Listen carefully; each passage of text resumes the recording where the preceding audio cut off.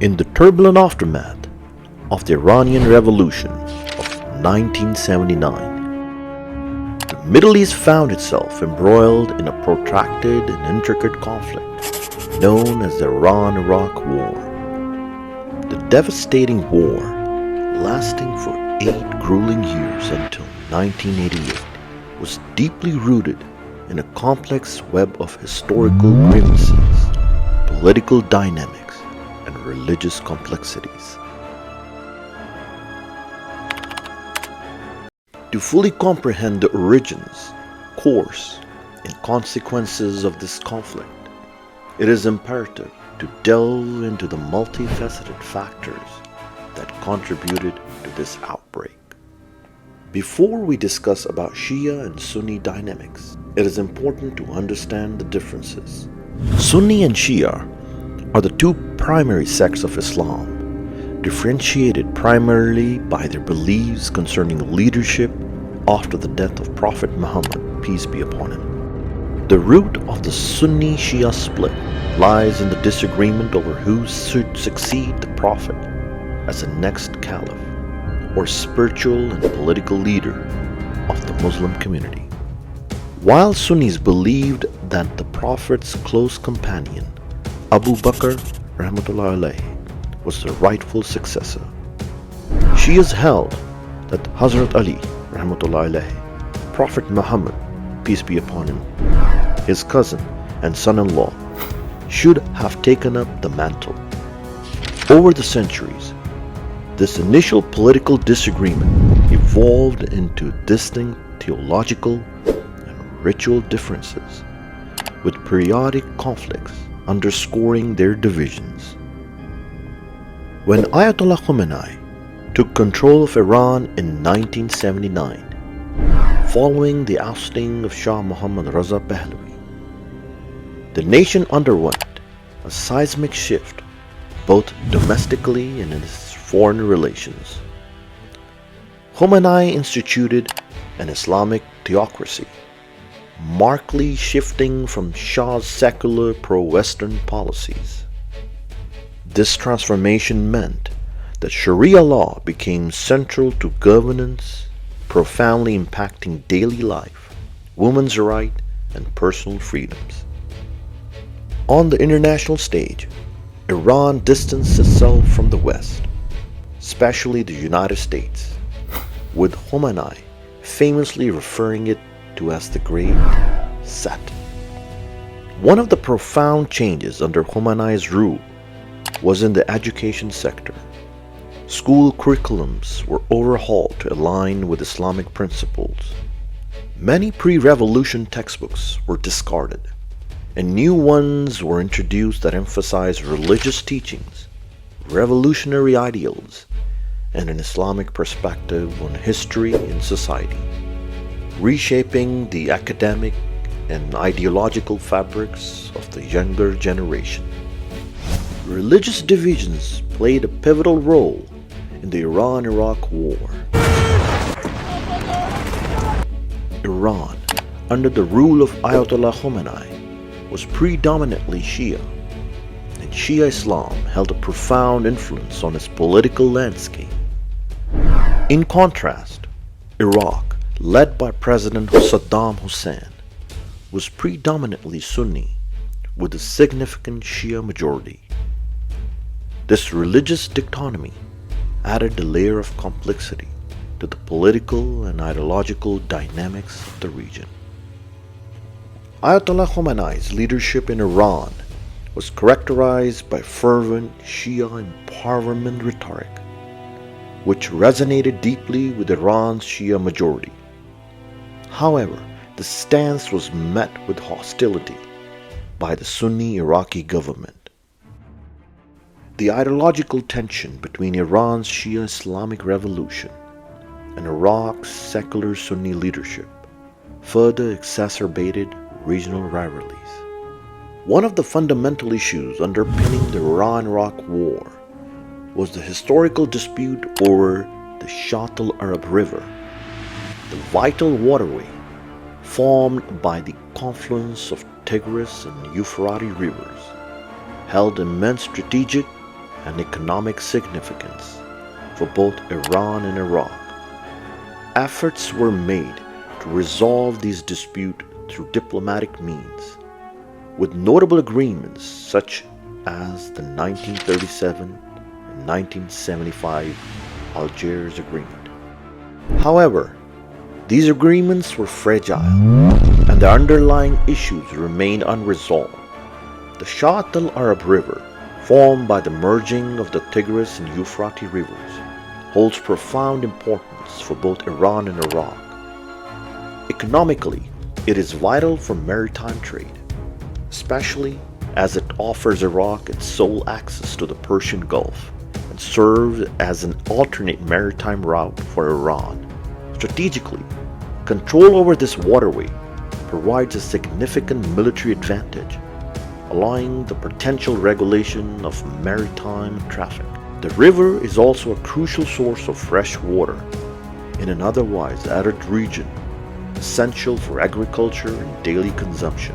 Historically, the Shatt al-Arab has been a contentious point, with both nations weighing for dominance over it, leading to various conflicts and treaties trying to resolve their disputes.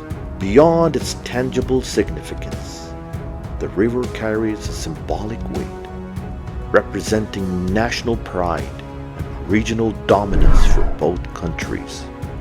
Another dimension to the Iran-Iraq War was the role of Kurdish people, an ethnically distinct group with a presence in regions spanning the borders of Iran, Iraq, Syria, and Turkey.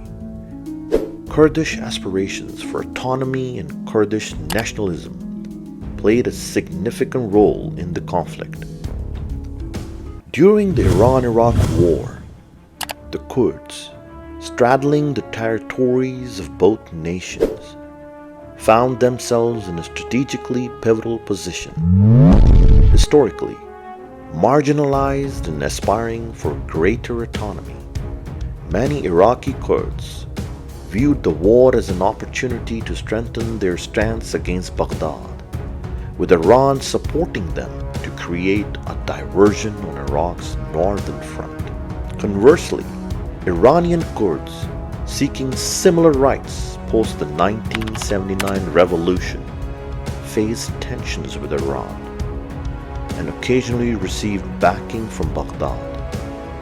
Both Iran and Iraq, recognizing the Kurds' strategic importance, either sought alliances with them or aimed to suppress them. Thus, amidst the border conflict, the Kurds endeavored to leverage the situation to further their long-standing quest for autonomy and rights. In Iraq, the emergence of Ayatollah Muhammad Baqir al-Sadr as a prominent Shia cleric was significant. Often likened to Iran's Ayatollah Khomeini, Ayatollah al-Sadr's influence extended far beyond religious matters.